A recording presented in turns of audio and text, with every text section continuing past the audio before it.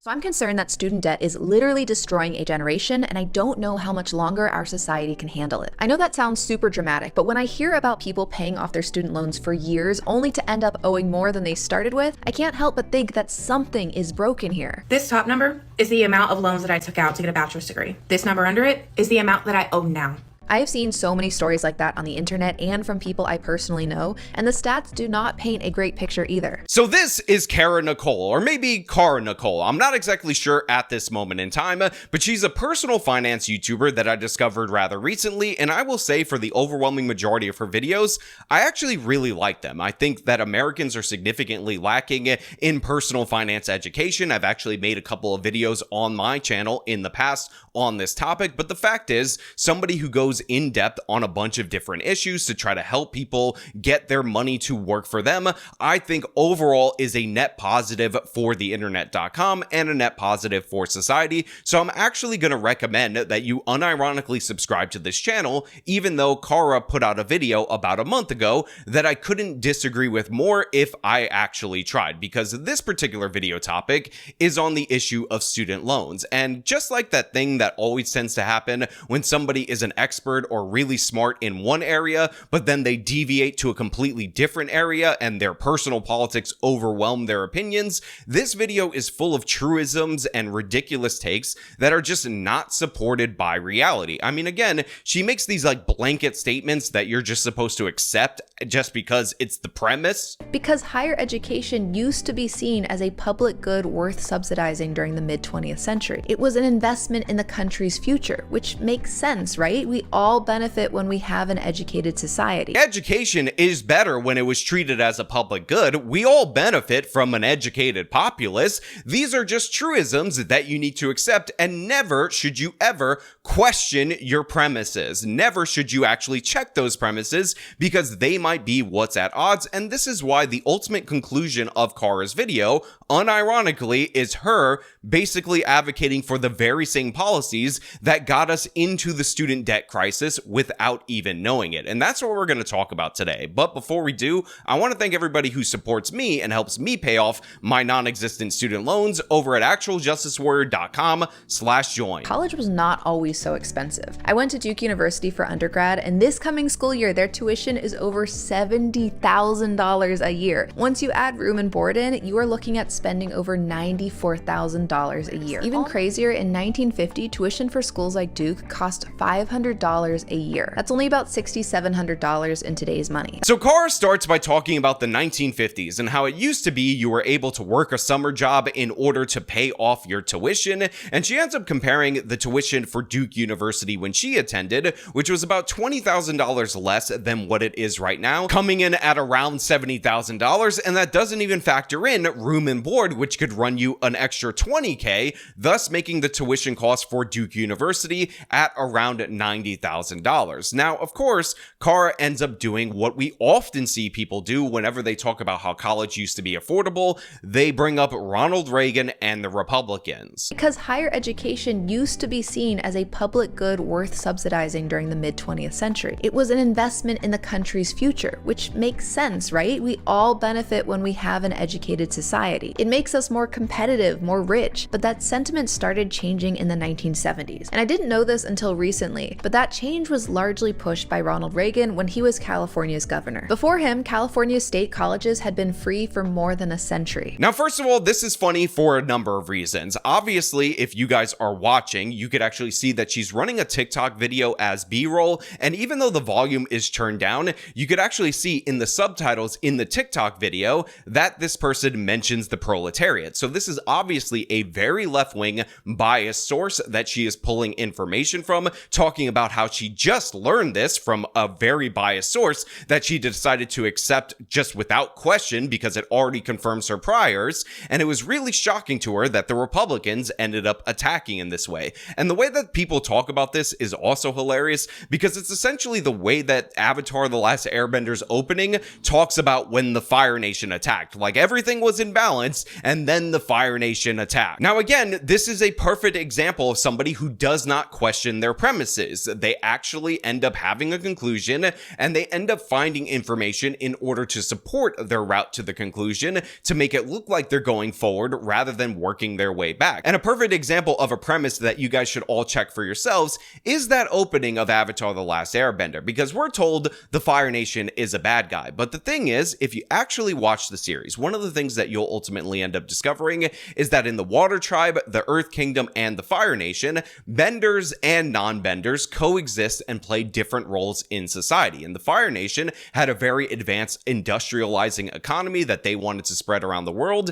However, the air nomads that are portrayed as the ultimate victims, they don't allow non-benders into their society. All of the air nomads are in fact airbenders. And call me crazy, call me a conspiracy theorist, call me somebody who's making a joke about a children's series from 20 plus years ago, but I find it very questionable that we are told by Nickelodeon to believe that the heroes of this story, the ultimate victims of this tale, are a bunch of light-skinned, bald-headed tattoo people that are concerned with racial purity. I mean, these people sound like skinheads to me. Probably the Fire Nation was trying to wipe them out before they attacked them, and I'm not saying anything, I'm just saying is maybe sometimes you gotta check your premises before you just operate all out in the world willy-nilly, because you might end up looking dumb. But Reagan argued that taxpayers shouldn't have to subsidize what he called, quote, intellectual luxuries. That moment marked a huge ideological shift, because instead of seeing higher education as something that we all invest in together, the costs were pushed more and more onto students themselves. So again, we get some truisms right there. Instead of seeing higher education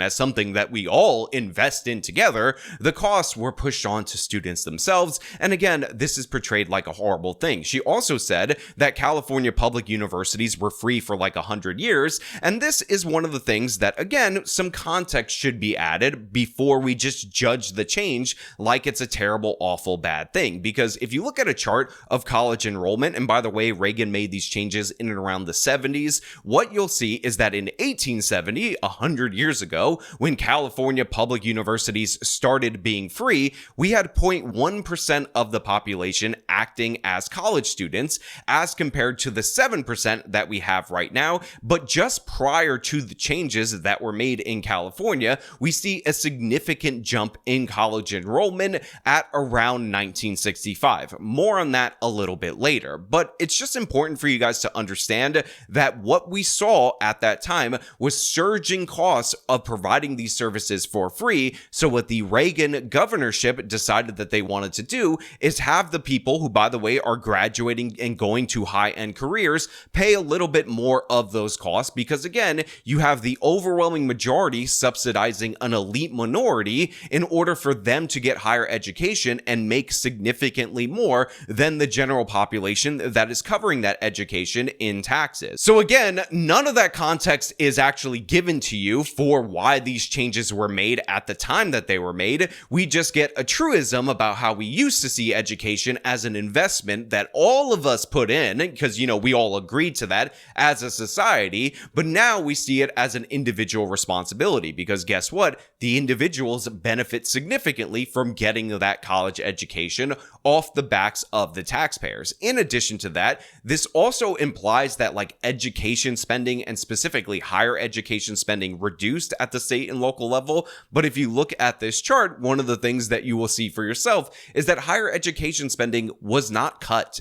This is not a thing that happened. One of the reasons why college is so expensive is because the demand for university has risen significantly. And guess what? Your state and local government and your federal government have been paying up more and more each and every year in order to cover the increased student population. So the idea that we don't see it as an investment that we all put in anymore is absurd, because we're spending significantly more money on education than we were before. From there, states across the country followed California's lead, gradually cutting back on funding and making students pick up the tab. And And once loans became the main way to pay for college, you can guess what happened next. Tuition kept rising and borrowing exploded. That ideological shift 50 years ago has had enormous ripple effects today. Now again, she has the story completely backwards. Now earlier on, I said that Ronald Reagan ended up doing this in the 70s. It was actually 1969 when he started implementing what is referred to as education privatization, but in reality, the first student loan program from the federal government was actually instituted by Lyndon Baines Johnson in 1965, and this is the reason why we saw a surge in enrollment. So again, the loans, us subsidizing demand, actually ended up kicking off the increase in students in a university, which of course put strain on local governments' budgets because supply and demand, you're artificially increasing demand, thus leading to the cuts and again, a shift to making students more responsible. So again, the loans are actually bidding up the cost of university. This, by the way, is known as the Bennett hypothesis, and we will be proving the truth of that a little bit later on throughout the course of this video. So Cara, her premise is exactly backwards, and when you come in with a backwards premise, guess what? Your solution is likely to make the problem worse. And I just want to point out that these are percentages of the US population that are going into university, but the population grew significantly in the United States of America over the period of time that we're looking at. So even though it might seem like you're going from 4% to 7%, remember that 7% is a part of a much larger population today than it would have been if it was 7% back in the 60s or the 70s. Because when you put people in the position of extreme debt right off the bat, they're forced to make decisions based on money rather than what would actually benefit society more. For example, say a law student wants to work at a small firm that defends against major polluters, or a business student wants to start a new company that offers a more affordable product to the public, or a biology student wants to work in niche cancer research. But all three of them came out of school with nearly $100,000 of debt. So instead of pursuing those jobs that could have major positive impact, they instead opt for the job that can help them pay off their debt faster. The lawyer works for a big law firm that defends polluters. Now, Cara starts going into how, all of these people who take out these student loans are forced into areas of the economy because of money rather than industries or areas of the economy that align with her own personal values. And I'm just going to skip over this because it is another example of just personal bias infecting this particular segment. And I want to move on to the part where she starts talking about interest rates and again, what in her mind is driving the student loan debt crisis. The punishments only seem to be getting worse with new laws. Even though there have been talks over the years about student loan forgiveness, the reality has become very different with the recent passing of the Big Beautiful Bill into law by Republicans. Quick reminder, the Big Beautiful Bill was that massive Republican-led legislation that was passed back in July. It was sold as this beautiful law that was going to boost our country, but what it actually does is strip millions of healthcare and food assistance while giving the ultra-wealthy a $1 trillion tax break. Not great. Now, eventually we transition into the Big Beautiful Bill, which of course is Trump trying to cram his whole agenda into one gigantic bill that has a lot of problems with it. And of course, she highlights a bunch of things that leftists are concerned about, which is, oh my God, the tax cuts for the rich and all these other different various things that again go to show you that this video is less about the economics of student loans rather than Cara's own personal politics. But then she starts getting into the changes that it had on student loans, and she talks about how it's going to phase out federal student loans, which means the interest that was previously covered by the federal government while you're in school will be accumulating through these private loans, again, while you're in university. The law eliminates federal subsidized loans for new borrowers. That means from day one of college, your interest is ticking. In the past, the government at least covered interest while you were still in school, but not anymore. Now your balance grows the entire time you are in class. We also now see the requirements to qualify for Pell Grants rising from 12 credit hours a semester to 15. That might sound minor, but for low-income students who often need to balance work and school, that is a deal breaker. It makes it that much harder to access financial aid. On top of that, the bill now caps how much you can borrow from the federal system. And so, where do students turn when they hit those caps?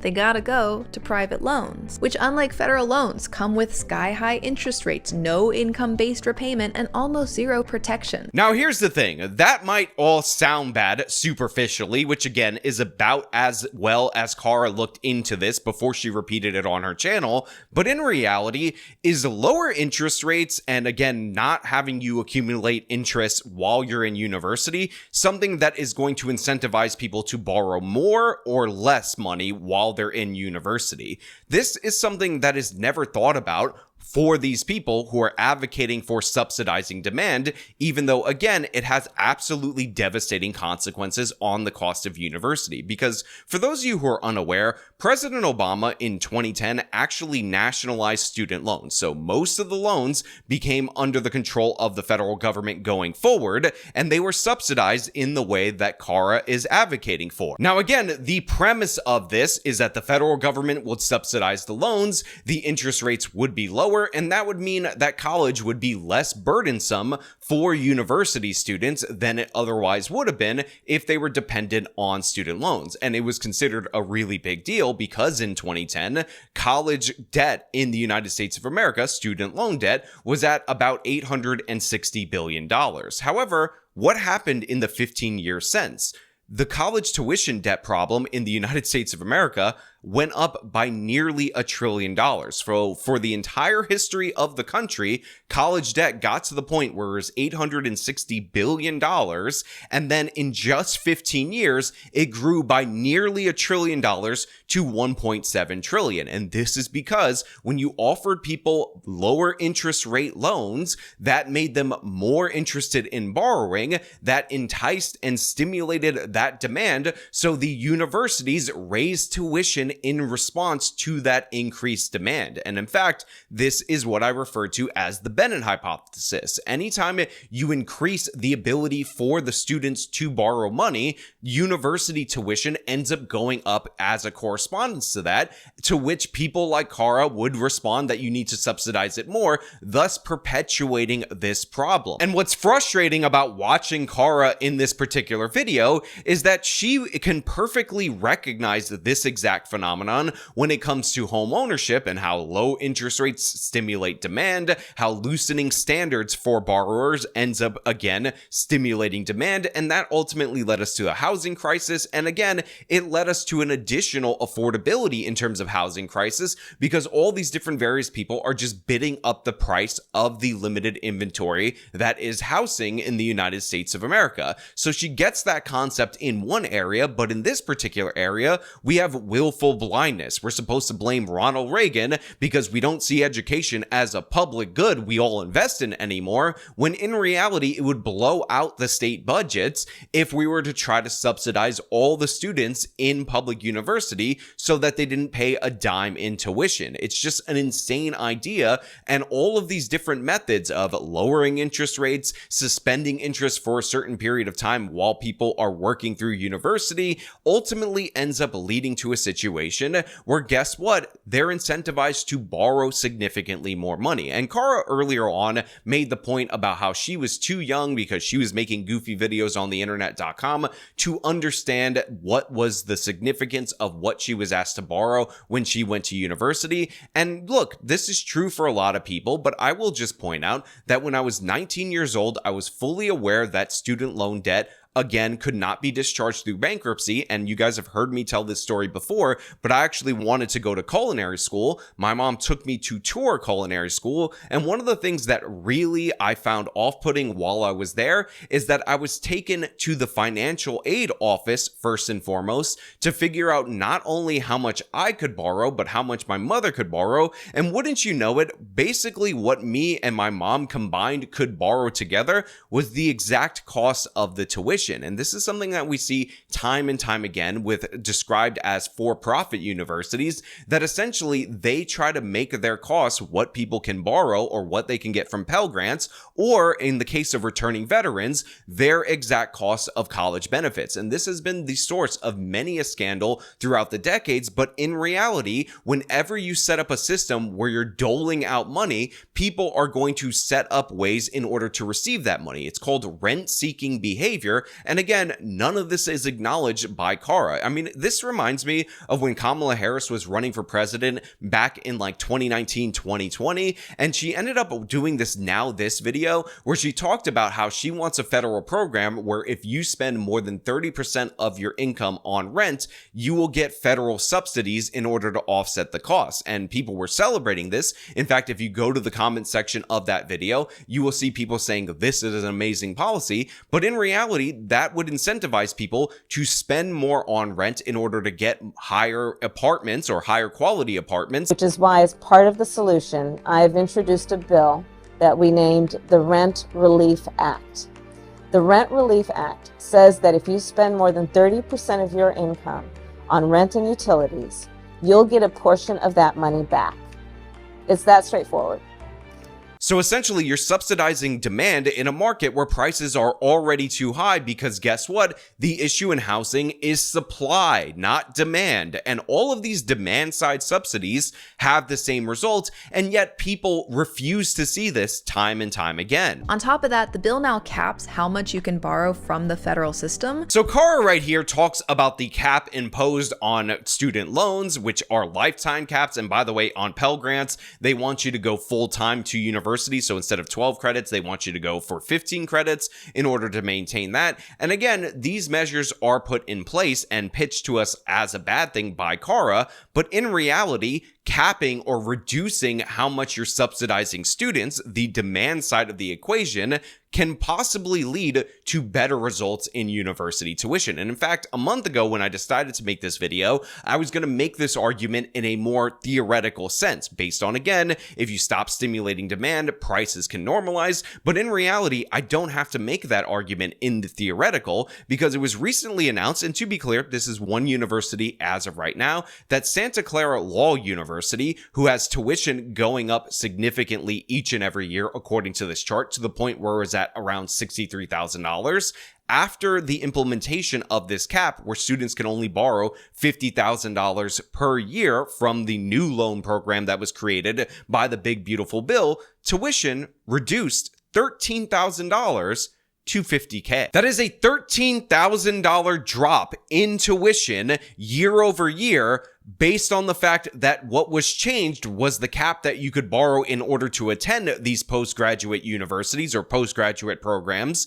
And I will just ask for anyone to produce a similar program that subsidizes demand that led to similar results, because we can actually see in the years prior to that, according to this chart, tuition rising significantly at that university before they decided to make the change. Hey guys, Editing Sean here, and I want to make something 100% clear because I know the naysayers will use this as if it contradicts my point, even though it 100% doesn't. But according to the university, they're not actually lowering tuition. They're actually giving a $16,000 scholarship to every single student to give them a discount on tuition to get it below the $50K loan cap, so they have enough money to pay the $47,000 in new tuition and buy books and whatever you would need with the remaining $3K that you could borrow. So they're claiming, just so you know, that this is not a tuition decrease. This is just them giving you a $16,000 scholarship, thus lowering your tuition, because the scholarship is from the school and it's used on the school tuition. But trust me, they say it is not the same thing as a tuition cut. Wink, wink. Again, people, you need to understand that incentives change behavior. People respond to them in ways that you don't imagine, or in ways that are obviously predictable like this. And as somebody who not only went to university, by the way, I went to state/city schools here in the city of New York, so low tuition, didn't borrow any money outside of $2,000 in a Perkins loan for my last year, I can tell you that after I left the university, I got a job actually working, designing graduate courses, doing video editing while I was doing that. And guess what? At the end of the year at the university, what they do is they have people go around and ask them what they want the company to order, a new coffee machine, new video equipment, and whatnot. And everything that I was working with, by the way, at that university was like top of the line cinema quality equipment. And yet they were asking if we should order new stuff because they wanted to burn through their budget. Now, I was a student at this time when I started at this job and was having this conversation, and there were announcements announcements about how the city and the state were struggling financially and they were going to raise tuition. But it appears that every single department in that university, while they were simultaneously saying that they were losing money and they had to raise the cost of tuition on all of us, were spending money out the wazoo because they didn't want their budgets cut, because this is what actually happens when you subsidize demand. All these different universities have what is called administrator inflation, and all these different administrative employees are essentially working to extract as much money as humanly possible from the federal spout, from the state spout, at the expense of the student. Again, I went to a very affordable public school, but one of the things that I noticed about that public school was that the number of full-time tenured faculty was on the decline because they were going with adjunct professors. So what was ultimately ended up happening was that you were paying administrators premium salaries while the actual education part of it took a backseat, because again, it was all focused on drawing in as much money as humanly possible. And because it was a public university, it was all focused on spending the top of your budget so you could request more money the very next year. Personal finance standpoint, this is so frustrating to see. We're not setting people up for success at all. And it's especially frustrating when you think of all the ways that we could be improving the system. Whether it's through capping predatory interest rates and tuition costs, or providing targeted loan forgiveness. Now look, Cara says that her goal is to explain this to you so you can understand how we got here in terms of the student loan crisis, and I genuinely believe that she believes that she's on the right track. What I suggest to her and other people who buy into these ideas, though, is to check their premises, because in reality, sometimes your baseline assumption starting from point zero is absolutely wrong, and everything you build on top of that shaky foundation is going to fall apart under scrutiny. And that's because, again, you didn't question it. You didn't check your premises. You didn't look into it any further. You didn't see the other side of the argument. And this is why she's advocating for the very same policies, including debt forgiveness, that ultimately got us to this position in the first place. And again, I will just point out that I am not somebody who's 100% against, if there's a debt forgiveness program, you taking advantage of it. In fact, I want you to take advantage of it because I want you to get out of debt. But the thing is, when debt forgiveness was announced under the Biden administration, that $20,000, a lot of people stopped paying off their loans on the hopes that it would go through so that they could take advantage of it. Even though, again, they were getting these checks from Trump and from Biden for stimulus and whatnot, and they could have applied that money to their loans, thus reducing their debt. Also, I want to point out that once you let the cat out of the bag with debt forgiveness from the federal government, the cancellation of student loan debt, without changing the underlying policies that got us there in the first place, that is also going to incentivize more borrowing. Again, a bigger stimulation of demand, not less, which again will raise the cost of college faster. Because if you're concerned about borrowing, it does factor into the equation that, hey, wait a minute, if this gets so bad at a certain point in time, then maybe I'll get a bailout from the federal government, so you don't actually scrutinize that decision as much as you would without the prospect of debt forgiveness hanging overhead. And again, I'm not saying that 18-year-olds or 17-year-olds are the smartest people. I understand that there is a lack of knowledge in terms of personal finance or any of these things. Me at 19 is very different from a lot of other people at age 19, but I will say it's very important for you guys to understand that unless you're getting a scholarship, or unless, again, you are happening to be in a specific major that has a specific program, private universities where you go out of state and dorm are likely not for you. Public universities have much better options. I'm a huge fan of nursing degrees, one of the most profitable 2-year degrees, or dental hygienist degrees, again, consistently among the most profitable 2-year degrees at a public university. This is a path to get yourself out of poverty at low cost. Even community colleges offer this, and if you commute and maybe even work part-time while you're there, or stay with family if that's an option for you, then you can get a high-end career that has a future, by the way, with furtherance of education at a significantly lower cost. My mom is a nurse. She runs into students each and every day that come from community colleges versus private universities that cost 20x more. Guess what? Starting pay still the same. Nobody gives a damn what university you got your nursing degree at, and that is true for 95% of degrees. When I was taking time off during my semesters in order to save up enough money for my next semester, I had friends that I grew up with that said I should just get student loans and then rent an apartment in downtown Manhattan. By the way, never lived in Manhattan in my entire life, and have a good time because you get the loans and that's just what people do. And I vividly remember this conversation because I told my friend that I had, again, known since childhood that you can never discharge that student loan through bankruptcy. And this is a guy who went to school for 4 years, never got a degree, never got that high-end career, that is now, I assume, burdened with that debt because he did not heed my warning. Because again, young people do make stupid decisions, but we should not reward those decisions, nor should we encourage them. We should try to educate people as best as possible, so that way if they want to go university, they can do it the cheapest way possible, which very often is in-state public tuition universities.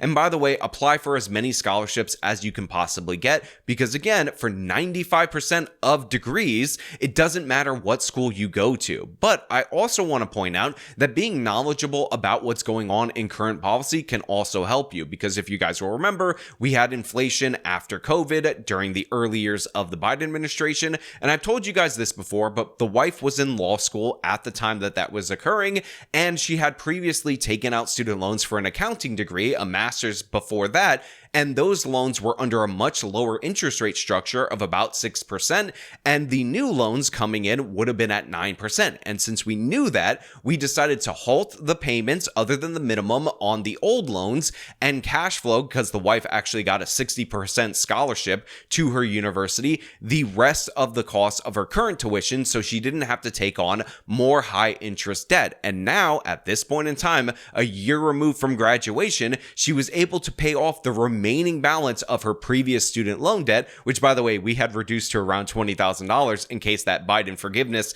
actually ended up clearing through the court. Again, but we didn't borrow as a married couple more money at a higher interest rate because we looked at the steps, we looked at the policies, and we made the best, most informed financial decisions that we could possibly make. You need to start doing that. And if your parents are not having the knowledge, then you got to tell them. If your cousin or your brother has kids and they're not thinking about this right now, you need to get on them about this. And by the way, consider starting up over at Fidelity or Charles Schwab or any of these financial institutions a college investment account so you can have enough money to cover the costs, again, by just putting in a little bit of money and letting that interest compound over time. I'll link a resource in the description that explains, I believe it's called a 529 account in the description. But yeah, you can actually save and invest money and then take out that money later after interest is compounded and whatnot and use that to pay for your kids' college. Again, these are all the options people need to be informed about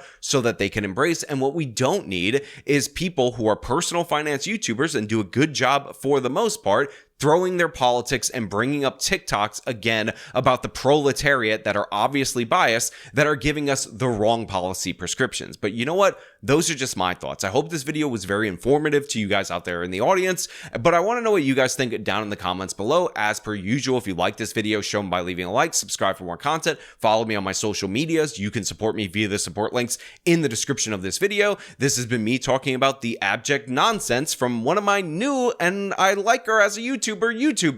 Till next time.